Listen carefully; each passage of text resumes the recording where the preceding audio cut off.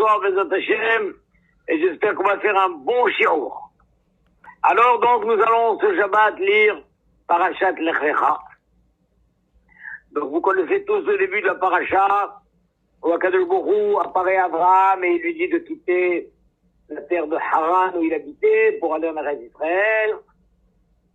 Abraham, en arrivant en Eretz Israël, trouve la famine, il décide de descendre en Égypte, et il y a tout un séjour en Égypte avec toutes les péripéties que Sarah est prise par Pharaon, etc., etc.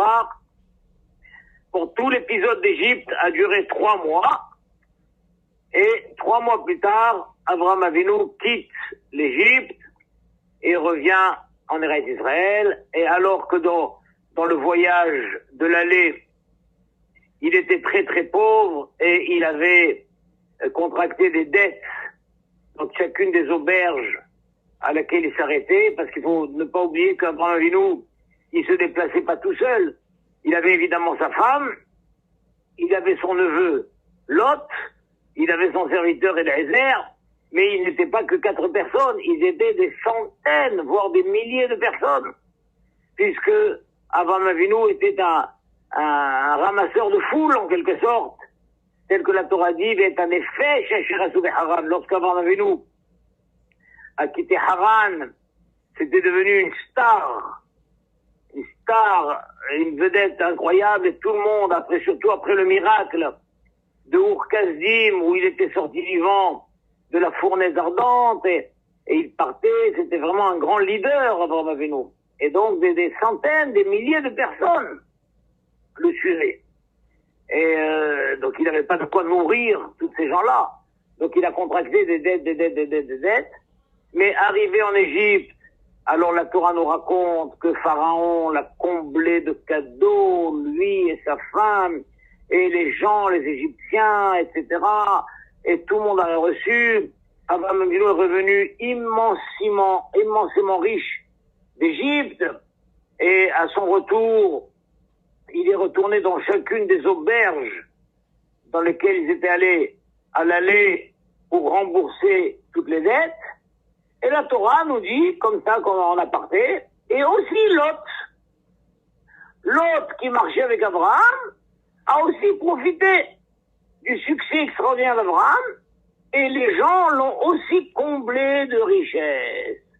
Et Lot aussi, le petit neveu orphelin, qui était Lot, rappelez-vous, que lorsque Abraham Avinu avait été jeté dans la fournaise, alors il avait un petit frère gentil, Haran, et qui lui n'était pas très sûr, il savait pas. Et il s'est dit, si Abraham sort vivant, je dirais que je suis de son côté. S'il brûle, je dirais que je suis du côté du roi Nimrod. Et après qu'Abraham est sorti vivant, on lui dit, à toi. Alors il dit, moi je suis du côté d'Abraham. Voilà, ils l'ont aussi jeté dans la fournaise, et lui a brûlé, le pauvre, il n'a pas eu le miracle dont a profité Abraham. Et à la suite de ça, Abraham avait une certaine responsabilité de petit orphelin, Lot, qui est le fils de Haran. Et donc Abraham a adopté en quelque sorte Lot, et il lui a dit, tu me suis, et je ferai de toi un homme, etc., etc. Et Lot avait aussi 2 filles. Il avait 2 filles, dont l'une c'était Sarah. Donc Abraham a épousé sa nièce Sarah, et l'autre, la sœur de Sarah qui s'appelait Milka, c'est le 2e frère d'Abraham qui s'appelait Nahor, qu'il a épousé. Bon, donc à la mort de Haran, il y a eu 3 petits orphelins, le garçon et les 2 filles. Chacun des frères a épousé une des filles, et le garçon, Abraham Avinu, l'a pris en main avec lui. Et donc quand il a quitté Haran, Abraham Avinu a pris Lot avec lui. Et partout où il allait, Lot ne le lâchait pas. Et la compagnie de Lot avec Abraham lui a valu, Baruch Hashem, lui a rapporté beaucoup de richesses. Et donc ils sont revenus, aussi bien Lot qu'Abraham sont revenus immensément riches d'Égypte. Et là, la Torah nous raconte un incident regrettable au plus haut point. C'est que ils avaient des grands troupeaux, des énormes troupeaux, et les pâturages n'étaient pas nécessaires, n'étaient pas suffisants pour tous les deux. Et la Torah nous dit qu'une querelle a éclaté entre les bergers de Lot et les bergers d'Abraham. Rachid nous dit quel était le sujet de la querelle. Le sujet de la querelle, c'est que alors que les bergers d'Abraham faisaient attention d'emmener leurs animaux paître dans des champs qui appartenaient à personne, les bergers de Lot, par contre, laissaient impunément leurs animaux paître dans des champs privés. Et les bergers d'Abraham leur disaient, mais c'est du vol. Mais c'est du vol, qu'est-ce que vous faites? Il y a les propriétaires. Ça appartient à quelqu'un, tous ces gens. Et les bergers de l'autre répondaient, mais non, c'est pas du vol. De toute façon, Hachem a promis à Abraham de lui donner toute cette terre. Et Abraham n'a pas d'enfant. Donc qui va hériter d'Abraham de toute façon? C'est l'autre. Alors nous ne faisons que nous servir un petit peu en avance de l'héritage. C'est pas du vol, c'est pas du vol. Et la Torah vient et dit qu'à l'époque de cet incident, va Kenaani va prisi Asbaret. À ce moment-là, le Kénaanéen et le Périzin étaient en train de conquérir la terre. Et le moment, Rachid dit, le moment d'Abraham n'était pas venu. Même si effectivement Hachem a promis à Abraham de lui donner plus tard cette terre, mais pour l'instant, cette terre, Hachem était en train de la laisser au Kénaanéen, au présent. Donc la terre n'appartenait pas du tout à Abraham.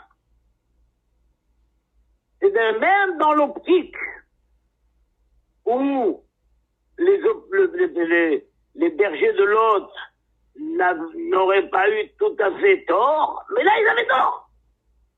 Ils avaient tort, la terre n'est pas Abraham du tout. Donc on parle pas, il n'est pas question déjà de parler de l'héritage d'Abraham, elle n'est pas lui. C'est pas lui. Maintenant, même si la terre avait été avec Abraham, alors le procédé est quand même loin d'être moral. Loin. Premièrement, parce que qui dit qu'Abraham n'aura pas d'autres enfants, n'aura pas d'enfants? Ils ont déjà affirmé qu'Abraham n'a pas d'enfants. C'est vrai maintenant, il n'a pas d'enfants, mais... Et il n'en aura pas. Qui dit qu'il n'en aura pas? D'où vous savez? D'ailleurs, la preuve, l'histoire a montré qu'ils avaient complètement tort, puisque Abraham a eu 8 enfants. 8 enfants, 9 en vrai, il a eu 9 enfants, Abraham avait. Il a eu une fille qui s'appelait Bacol, qui est morte le jour où Sarah est morte. Mais à part ça, il a eu 8 garçons. Comment il a eu 8 garçons? Il a eu un premier garçon avec Agar, ce garçon s'appelle Ishmaël. Ensuite, il a eu un garçon avec Sarah Imenu, et ce garçon s'appelle Israël Imenu. Et à la mort de Sarah, après qu'Abraham avait répudié Agar et Ishmaël, mais à la mort de Sarah, la Torah nous raconte dans Parashat Sarah, vous le verrez, que lorsque Eliezer, Abraham avait envoyé Eliezer, son serviteur, il avait envoyé à Haran pour chercher une femme pour Yitzhak. Et Eliezer a trouvé Rivka Imenu. Et Yitzhak a compris que Eliezer va revenir avec sa future femme. Et Yitzhak s'est dit, c'est pas joli. Maintenant, je vis avec mon père. Et mon père supporte bien son veuvage. Mais maintenant que je veux me marier, alors mon père va rester seul. Et Yitzhak, il a fait quelque chose de formidable. Il est allé chercher Agar. Et il lui a dit, Agar, est-ce que tu veux te remarier avec mon père? Et Agar, évidemment, était enchantée. Et donc, Yitzhak a ramené Agar à Abraham, et donc Abraham s'est remarié avec Agar. Et de ce mariage sont nés 6 garçons. Donc Abraham Avinu, il a eu en tout 8 garçons.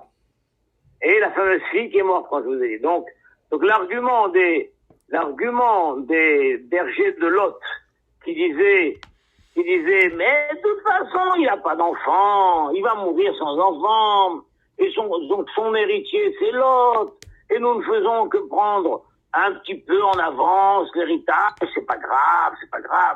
Cet argument, donc on l'a vu, il était complètement faux pour 2 raisons. Premièrement, c'est que la terre n'appartenait pas du tout à Abraham pour l'instant. C'était une promesse ultérieure, mais pour l'instant, la terre appartenait au Kénizi, au Prési. Et deuxièmement, cet argument de dire que Lot sera l'héritier d'Abraham, Lot n'a jamais hérité d'Abraham, puisqu'Abraham Avinu a eu ses propres enfants. Et on voit en tout cas qu'eux disaient, mais c'est pas grave. Il y a un pasouk dans Michelet qui dit, Gozel aviv veimo, veomer en pesha. Gozel aviv veimo veomer en pesha.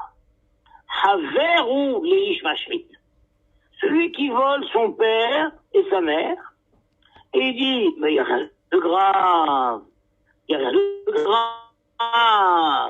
Pourquoi dit-il qu'il n'y a rien de grave? Pourquoi c'est pas grave? Alors, c'est dit, aller voler au Monoprix, ça c'est grave. Aller voler au Carrefour, ça c'est grave. Mais voler mon père et ma mère, c'est pas grave. De toute façon, je vais bien les hériter un jour. Eh bien, je ne fais que me servir un petit peu en avance de l'héritage. Il n'y a rien de grave. En tout cas, c'est sûr que c'est pas du vol, et c'est pas une faute grave. C'est peut-être un petit peu de l'indélicatesse, c'est tout, mais c'est pas grave. Et il se permet, il va voler dans la poche de son père, et la poche de sa mère, et dans le porte-monnaie dans le sac à main de sa mère, et quand on lui dit, mais tu voles, mais c'est pas du vol! De toute façon, tout ça me reviendra un jour, c'est moi qui l'ai hérité. D'accord, c'est un peu indélicat peut-être, mais ne dites pas que c'est du vol. Eh ben, le proverbe de Michelet nous dit, quelqu'un qui dit comme ça, Haveru leish mashrit. C'est un ami de l'homme destructeur.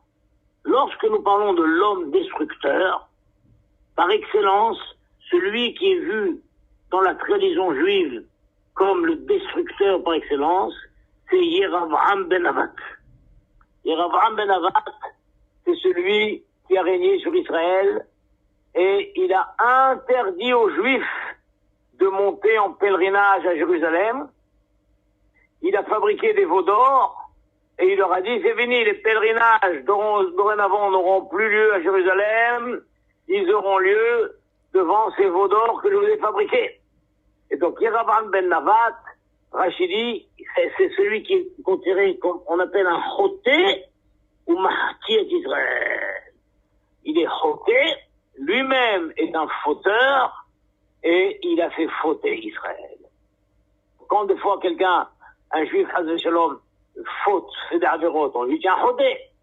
Mais s'il se contente de fauter lui-même, et non seulement il est choté, mais il fait fauter les autres. Son paquet de cigarettes Shabbat, il ouvre son paquet de cigarettes, il fume une cigarette Shabbat. Alors il est choté, c'est un fauteur. Mais si en plus, il distribue ses cigarettes à la ronde, il dit allez, c'est moi qui offre, allez-y. Et il fournit même le briquet, etc. Alors on lui dit, tu es un choté ou mahtir d'Arabie. Tu es un fauteur et tu es quelqu'un qui fait fauter les autres. C'est le niveau le plus grave qui puisse exister. Et l'image, le représentant, le chef de file de ceux qui sont appelés choté ou mahtir d'Arabim, c'est Yeravam ben Avat. Eh ben nous, on s'adresse à cet enfant. Toi, qui voles ton père et ta mère, et tu prétends qu'il n'y a rien de grave. Il n'y a rien de grave, puisque de toute façon, tu vas les hériter. Oh, c'est juste un petit peu indélicat et tout, mais il n'y a rien de grave. Il n'y a rien de grave. Sache que tu es Haver, tu es l'ami du Ish Masrid par excellence. Et Rachid dit, pourquoi? Rachid dit parce que tous les autres le voient faire,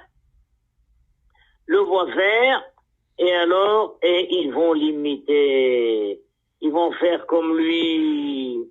Les filles chez Michael, comme ils le voient être léger sur certains comportements, Rouim Ahirim, les autres voient Velamdin Mimenu, ils apprennent de lui la Asotken, de faire comme ça. Donc, comment s'appelle cette mida? Cette mida, alors, c'est une mida où tout le monde, malheureusement, est passible de tomber dedans. Ça s'appelle Moré Eter Leatmo. Quelqu'un qui s'enseigne une permission pour lui-même. Moré Eter Leatmo. C'est une chose incroyable. Il y a des gens qui sont franchement des voleurs, des brigands, des malfaiteurs. On n'en parle pas. On parle de nous qui sommes des gens honnêtes. Et l'idée ne nous viendrait pas d'aller voler au Monoprix. Mais nous sommes tous victimes d'un autre Yetzirah. Un Yetzirah qui s'appelle Moré Eter Leatmo. Il se permet, il dit, c'est pas grave. C'est-à-dire, autant quelqu'un ne lui viendrait jamais l'idée d'aller voler un silo au Monoprix, c'est du vol. Par contre, sur son lieu de travail, il peut voler 10 silos. Autant quelqu'un n'aurait jamais l'idée d'aller voler des feuilles de photocopie, etc., au Monoprix, une palette de feuilles. Bien sûr que non. Autant au travail, il peut se prendre une palette. Mais pourquoi c'est du vol? Non, c'est pas du vol. C'est au travail, il y en a plein. Tu sais, celui qui achète des silos, il achète des milliers de silos. Chaque année, il en met dans tous les bureaux, tout ça et tout. Oh, c'est pas grave, chacun peut. Il y a des gens qui se font toutes les fournitures scolaires de leurs enfants, ils les font du bureau. Et ils vont emporter des silos, ils vont emporter des gommes, ils vont emporter la graffeuse, ils vont emporter des règles, des anneaux. Mais que tu ramènes tout ça dans du bureau. Mais c'est du vol. Mais non, c'est pas du vol. Au bureau, c'est pas du vol, ça appartient à tout le monde. C'est comme ça, il y en a plein. Et alors quoi? Depuis quand le fait qu'il y en a plein, c'est un argument pour dire qu'on peut prendre? Tu aurais l'idée d'aller voler une agrafeuse et une gomme et des silos et une palette de feuilles au Monoprix? Ah non, ça c'est du vol. Et alors, qu'est-ce que ça change au travail? Là, il y a ce qu'on appelle un moré éther. On se permet des choses. Et c'est ça le véritable piège de la vie. Un religieux, on n'a pas peur qu'il aille voler, mais on a peur qu'il se permette des choses avec un argument mauvais, comme Lot. Lot, et c'est intéressant parce que est-ce que Lot était voyait d'un bon œil ce que ces bergers faisaient?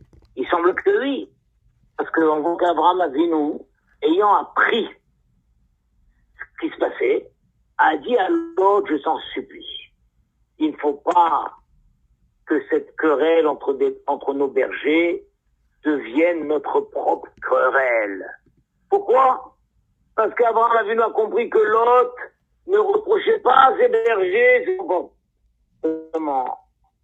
S'il leur disait ça, prouvé, c'est moi qui hérite. C'est moi qui hérite.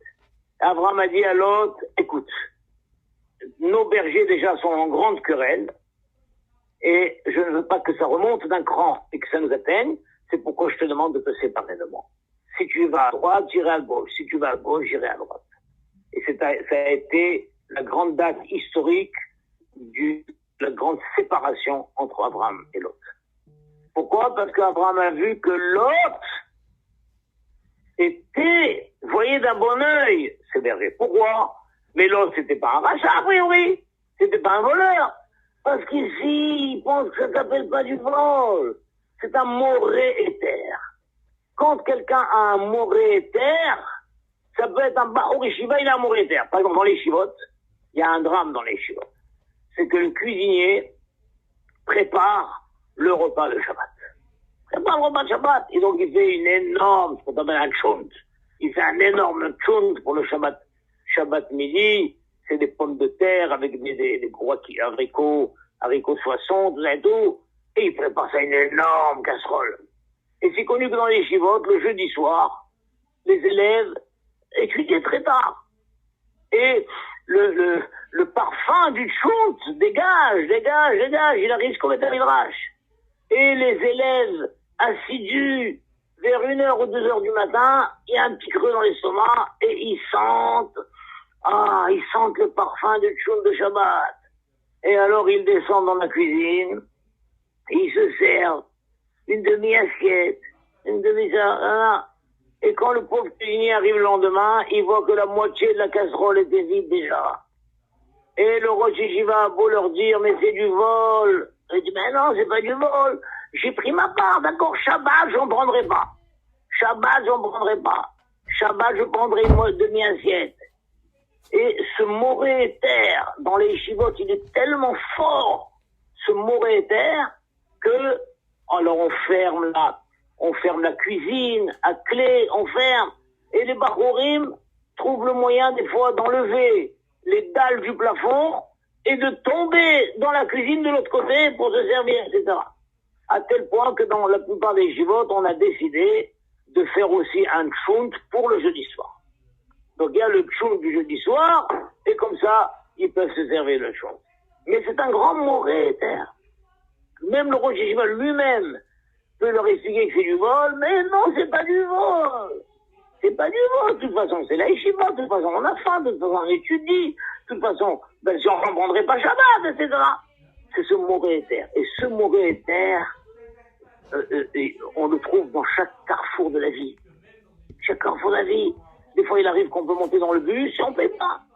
On esquive. Pourquoi? Ouais, de toute façon, c'est des voleurs. Vous avez vu le prix qu'ils demandent, c'est des voleurs. Et alors, en quoi le fait que c'est des voleurs, qui est peut-être vrai, ça te permet toi de monter et de pas payer ton ticket. Et comme ça, dans toutes les situations, le moré éther, moi qui vous parle, j'ai un remords qui me traîne depuis plus de 40 ans. Je dis, comment on a pu faire ça? Au Beth Midrash de la rue Pavée, il y avait une salle de fête à l'étage, et il y avait un mariage, et il y avait un traiteur. Et le traiteur, n'ayant pas assez de place dans les cuisines, ou dans les endroits qui étaient réservés, avait déposé les plateaux desserts en haut au Beth Midrash, au 3e étage, au Beth Midrash. Et nous, on étudiait, et on voyait ces plateaux desserts, des petits fours, tout ça et tout. Et le Yetzer Hara est devenu tellement fort. On a dit, mais de toute façon, le mariage a lieu dans la synagogue. Donc on est des invités permanents. Et puis ils utilisent le Beth Midrash pour poser leur plateau dessert. Alors on n'y a rien de droit. Et on a commencé à s'approcher et à prendre un petit four par là, un petit four par là, un petit four par là. On n'a pas réalisé qu'on a presque saccagé tout le dessert. Donc quand le traiteur est monté, tous les plateaux étaient entamés. Le Baal Souda a fait un scandale chez le Rav Rothenberg. Le Rav il est monté comme un fou, il dit mais vous êtes des voleurs. Et nous on a dit non, on n'est pas des voleurs, le mariage a lieu dans la synagogue et nous on est les habitants permanents de la synagogue, donc on est invités. Et puis de toute façon, il a utilisé le Beth Midrash pour mettre ses plateaux, donc on a un droit un petit peu de vue là-dessus, etc. On avait trouvé tous les arguments possibles et imaginables pour manger les petits fours de ce mariage. On avait 16 ans, 17 ans. Jusqu'à présent, je me demande, mais comment on a pu faire ça? Comment on a pu faire ça? Comment on a pu manger? Comment on a pu faire une bracha? Comment on a pu faire ça avec nos guémarottes ouvertes? Et combien le Rav a hurlé sur nous, nous a traités de voleurs, et nous on était révoltés, on n'est pas des voleurs. On avait le droit de prendre. Il nous a fallu 40 ans pour réaliser que c'est du véritable vol ce qu'on a fait. Pourquoi? Parce que c'est ce qu'on appelle un moré éther. Moré éther, je me trouve. Donc le patron, de toute façon, quand je fais des heures supplémentaires, il ne les paye pas. Alors tant pis, donc le patron c'est un voleur. Alors ben, je me sers en nature. Je prends les silos, je prends les agrafeuses, etc.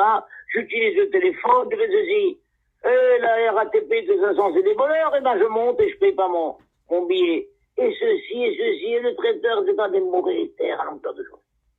Et nous voyons que nos grandes syndiquines, c'est exactement le contraire.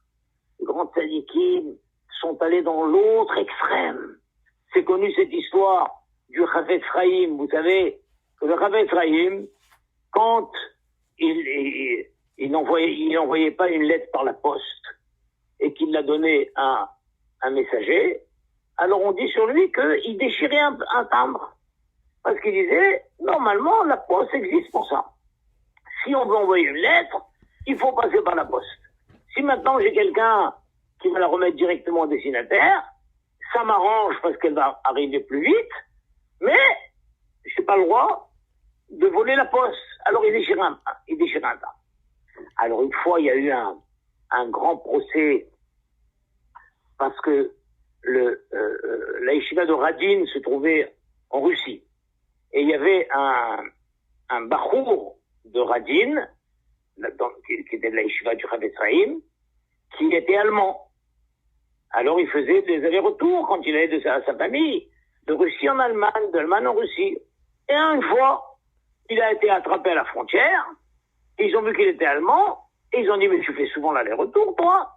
Et tout d'un coup, une folie est venue, ils l'ont accusé d'être un espion à la solde de l'Allemagne. Il a été emprisonné. Il y a eu un grand procès, et le Chafetz Chaim est venu témoigner pour dire, je témoigne que cet élève est un élève, il n'est pas du tout un espion, et simplement sa famille habite en Espagne, et lui vient étudier en Russie, etc. Alors avant que le Chafetz Chaim ne témoigne, l'avocat du bachour a dit à la cour, il a dit au juge, votre honneur, je veux, avant que mon témoin ne prenne la parole, je veux vous présenter, je veux vous dire de qui il s'agit. C'est un grand maître d'une honnêteté extraordinaire et tout. Et lorsqu'il remet une lettre à un envoyé, il déchire un timbre pour ne pas voler la poste. Donc vous pouvez lui faire confiance, il ne va pas mentir. Ce qu'il dit, c'est la vérité. Alors le juge a dit à l'avocat, oh, mon cher maître, vous croyez vraiment à une telle histoire? Et là, l'avocat était génial. Il a dit, votre honneur, je ne crois pas à cette histoire. Mais ce que je sais, c'est qu'on ne la raconte pas ni sur vous, ni sur moi. On la raconte sur lui. Ah, donc là, le juge a été très impressionné. Alors il a dit, je vous écoute, monsieur le rabbin. Et le rabbin a dit, je certifie sur mon honneur que mon élève n'est pas un espion, il vient simplement étudier, etc., etc. Bon. Après le procès, c'est connu que alors qu'il aurait pu être condamné à mort ou prison à vie, ils ne lui ont donné que 2 ans de prison. Le Chafetz Chaim, lui, entre-temps, était retourné à Radin. Alors on lui a dit, alors, ils lui ont dit, voilà, voilà, il a 2 ans. Baruch Hashem, 2 ans. Le Chafetz Chaim est rentré dans une colère incroyable. 2 ans? Mais il est innocent! 2 ans? Mais qui dit que le royaume va durer 2 ans? Qui dit que ça va même durer 2 mois? Qui dit qu'ils vont même durer 2 semaines? Comme ça, le Chafetz Chaim s'est mis en colère. Effectivement, moins de 2 semaines après, il y a eu la révolution russe. Je crois que c'était en octobre 1917. Et donc, le pouvoir du tsar a sauté. Et tous les prisonniers politiques ont été libérés. Et le bachour a été libéré. Et il a pu revenir à la yeshiva. D'accord? Ça, c'était le fameux cri du cœur du Chafetz Chaim. Le Chafetz Chaim dit 2 ans. Mais qui dit qu'ils vont durer 2 ans? Qui dit même qu'ils vont durer 2 mois? Qui dit même qu'ils vont durer 2 semaines? Et effectivement, moins de 2 semaines après, ils ont sauté. D'accord? Donc le Chafetz Chaim, voilà. Alors, on a dit, mais vous croyez cette histoire? Il dit, j'y crois pas. Mais on ne la raconte pas ni sur vous ni sur moi. Donc c'est ça le grand, dans la vie des Sadikim, on verra bien sûr, ils n'ont pas fait des efforts pour ne pas voler, hein, évidemment. Mais chaque fois qu'il y avait une possibilité de trouver une permission, on a un mauvais terre. Et nous sommes tous on est tous concernés. On est tous concernés par ça. Dans des dizaines de situations, nous nous trouvons une permission, puis ça on a le droit. Ça on a le droit. Dans ce contexte, j'ai le droit. De ma position par rapport à cette société, j'ai le droit. Et donc j'ai le droit. Dans mon cadre de travail, j'ai le droit. Dans les travaux publics, j'ai le droit. Dans ceci, j'ai le droit. Dans me servir dans le frigidaire, j'ai le droit. Pourquoi? Parce que ça n'appartient pas vraiment à quelqu'un de précis. Ça appartient à la communauté. Moi aussi, je fais partie de la communauté. Et puis, oh, c'est tellement petit par rapport à l'ensemble, c'est pas grand-chose. Et tout pour se permettre quelque chose, nous devenons tous des génies. Des génies. Comme les bergers de Lot. Bergers de Lot, les bergers, c'est pas des génies d'habitude, mais là, ils ont fait des génies. Ils ont dit, mais voyons, mais puisqu'Hachem a promis à Abraham, et Abraham n'a pas d'enfant, et l'héritier d'Abraham, ça va être Lot. Et donc, nous ne faisons que nous servir un petit peu en avance de l'héritage. Pchouah, mais vous êtes intelligent. Mais comment vous avez réfléchi à tout ça? Quand il s'agit de se permettre de trouver une permission, on devient tous des génies. Et le travail, le défi de la vie, justement. Le défi, chez certains, le défi est de ne pas voler. Chez nous, le défi n'est pas de ne pas voler. Hein, bien sûr, on ne vole pas. Le défi est de ne pas être en borderline. Borderline, de se permettre quelque chose qui, en fin de compte, c'est un vol. En fin de compte, c'est un vol. Et Rachid dit, les bergers de Lot, avec tous leurs arguments, c'était des Réchaïm et c'était des voleurs. Et comme le Passouk a dit, celui qui vole son père et sa mère, et il dit, mais il n'y a rien de grave, il n'y a rien de grave, de toute façon, c'est moi l'héritier. Ah bon? Sache que tu es l'ami du destructeur. Ça veut dire que tu es un rachat. Un rachat. Et c'est une chose très difficile à entendre. Parce qu'on a tous, dans notre vie, des situations où on se permet telle ou telle chose. Eh bien, il faut ouvrir les yeux et dire, non, mais qu'est-ce que je suis en train de faire là? Qu'est-ce que je suis en train de faire ici? Des fois, ça peut arriver, on rentre quelque part, on allume la lumière. Moi, j'ai vu des gens qui rentrent au Beth Midrash pour chercher un livre, ils allument toute la lumière. Il faut dire à quelqu'un, je lui dis, tu sais quoi? Pour chercher ton livre, tu aurais pu allumer juste un interrupteur. Tu as allumé tous les interrupteurs. Regarde, j'ai compté, il y a 100 néons. Tu as allumé 100 néons pour chercher le livre. Mais pire, en partant, t'as pas éteint. En partant, t'as pas éteint. Mais qui te dit que t'as le droit de faire ça? C'est chez toi. Attends, le Beth Midrash, ça appartient à tout le monde, mais ça veut dire quoi? Si le Beth Midrash est éteint. Si tu rentres pour étudier, il y a la permission, alors allume ton rayon. Pourquoi t'allumes tout le Beth Midrash? Ah, ben ça va, ça va. Et l'un va allumer la clim, il va allumer la clim, ça va coûter je sais pas combien d'électricité. Pourquoi? Parce que monsieur veut venir étudier et tout. Bah attends, peut-être que tu peux étudier dans la salle d'à côté, etc. Chacun de nous a des situations où il se permet. Par exemple, une situation classique. En RSRS, c'est classique. Les gens n'ont pas de mouchoir. Eh bien, ils vont se servir du papier toilette. Le papier toilette, qui normalement est prévu pour les toilettes, n'est pas prévu pour servir de mouchoir. Et les gens vont se servir.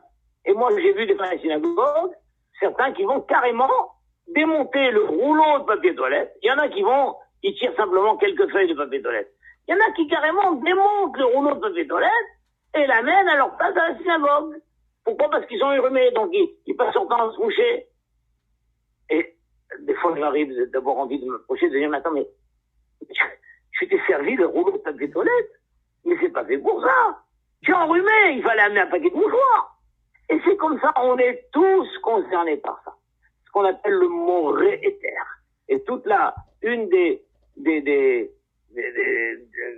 la mission de l'étude du Moussard. L'étude du Moussard, c'est de réfléchir dans chaque chose que nous faisons. Quand est-ce que ce que je fais, ça rentre. Voilà, je vais aller me faire un thé. Voilà, le thé est prévu pour ceux qui étudient au Beth Midrash, voilà. Mais dans quel cas où je rentre prendre un thé alors que j'ai pas étudié? Non, le thé est là pour les étudiants. Ceux qui étudient, il y a un coin café pour encourager ceux qui étudient à boire un thé ou un café, etc. Mais quelqu'un qui vient au Beth Midrash, pas pour étudier, il vient au Beth Midrash pour donner un coup de fil ou pour discuter avec quelqu'un avec qui il a un rendez-vous. A-t-il le droit de se servir un thé ou un café? Bien sûr que non. C'est pas prévu pour ça, c'est prévu pour ceux qui viennent étudier la Torah. Mais ceux qui viennent simplement pour avoir une discussion avec quelqu'un, pour donner un rendez-vous, parler au téléphone, ou faire leur devoir allez, va savoir, ils vont faire leur devoir de maths de la fac. Alors, la bibliothèque était pleine, il n'y avait plus de place, ils viennent se mettre dans un cours de Midrash. Savoir si c'est permis ou non, ça, c'est déjà une deuxième question. Mais en tout cas, est-ce que dans ce cas-là, il peut se servir un thé ou un café? Bien sûr que non. C'est pas fait pour ça. Est-ce qu'il peut carrément prendre quelques sachets de thé et les emmener à la maison? Bien sûr que non. C'est pas fait pour ça. Voilà. Et pourtant, on trouve des gens qui peuvent faire des choses comme ça. Parce que chacun devient un génie pour se trouver une permission de faire ça. Voilà, la grande avoda du Moussard, c'est de ne pas tomber dans le piège du moré éther. Il y avait un grand Rosh Yeshiva, dont le fils était dans la Yeshiva.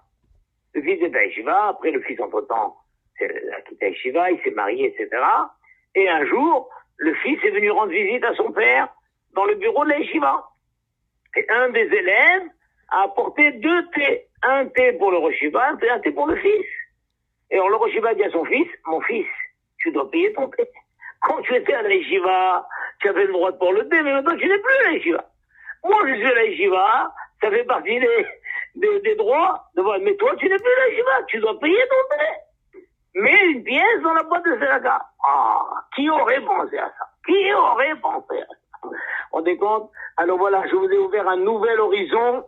Donc demain, lorsque vous allez au travail ou quoi que ce soit, attention, ne prenez rien de plus que ce qui est permis dans les conventions sociales, les conventions de la société. Il y a des sociétés où il y a des conventions, effectivement, peut-être qu'on a le droit de prendre ça ou ça. Donc si c'est dans les conventions, on le fait. Si ce n'est pas dans les conventions, alors c'est du vol, on ne peut pas se permettre de faire ce qu'on veut. Voilà mes chers amis, bracha ve'atzlacha.